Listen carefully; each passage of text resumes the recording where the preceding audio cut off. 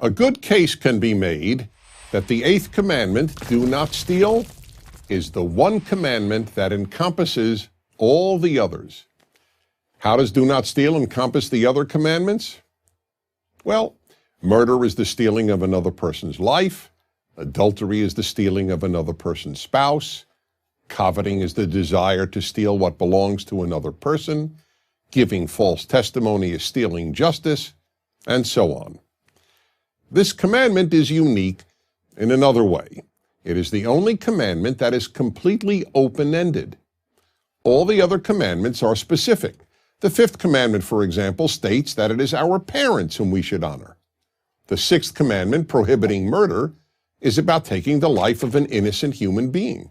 The seventh commandment, prohibiting adultery, is also specific to a married person. Two unmarried people cannot commit adultery. But the commandment against stealing doesn't even hint at what it is we're forbidden to steal, which means that we cannot take anything that belongs to another person. And that, in turn, means three big things. First and foremost, the commandment against stealing has always been understood to mean that we are not allowed to steal another human being, what we call kidnapping. That is why no one who had even an elementary understanding of the eighth commandment could ever use the Bible to justify the most common form of slavery, the kidnapping of human beings and selling them into slavery. Critics of the Bible argue that the Bible allowed slavery, but the type of slavery described was in almost all cases what was known as indentured servitude, the selling of oneself to another person for a fixed period of time in order to work off a debt. This had nothing to do with kidnapping free people, such as was done in Africa and elsewhere. That was expressly forbidden by the eighth commandment. The second significant meaning of the commandment against stealing is the sanctity of people's property. Just as we are forbidden to steal people, we are forbidden to steal what people own. It has been shown over and over that private property, beginning with land ownership, is indispensable to creating a free and decent society. Every totalitarian regime takes away private property rights. In the ancient and medieval world, a few rich people owned all the land, and the majority of the population worked on that land for the enrichment of the owners. And then, in 19th century Europe, many socialists argued for taking away private property and giving it to the quote-unquote people. Where that advice was followed, in what came to be known as the communist world, theft of property quickly resulted in theft of freedom and ultimately massive theft of life. The third enormously important meaning of the commandment against stealing concerns the many non-material things each person owns: their reputation, their dignity, their trust, and their intellectual property. Let's quickly run through these.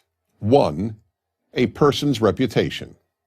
Stealing a person's good name, whether through libel, slander, or gossip, is a particularly destructive form of theft because, unlike money or property, once a person's good name has been stolen, it can almost never be fully restored. 2. A person's dignity.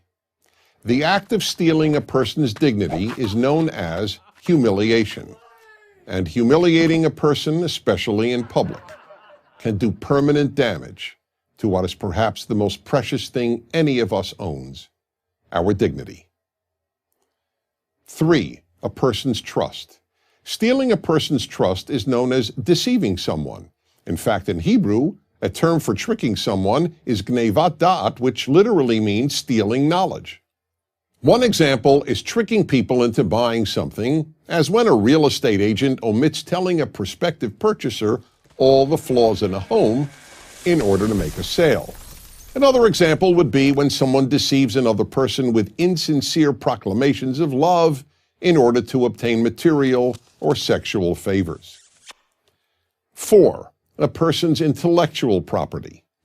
This form of theft includes anything from copying software or downloading music and movies without paying for them to stealing a person's words, what we know as plagiarism. Stealing a life, a person, a spouse, material property, intellectual property, a reputation, dignity, or trust. There is hardly any aspect of human life that is not harmed, sometimes irreparably so, by stealing. That is why it is fair to say that if everyone observed only one of the 10 commandments, observing the commandment, do not steal, would, all by itself, make a beautiful world. I'm Dennis Prager. Join Prager University, subscribe to our YouTube channel, and sign up for free at prageru.com.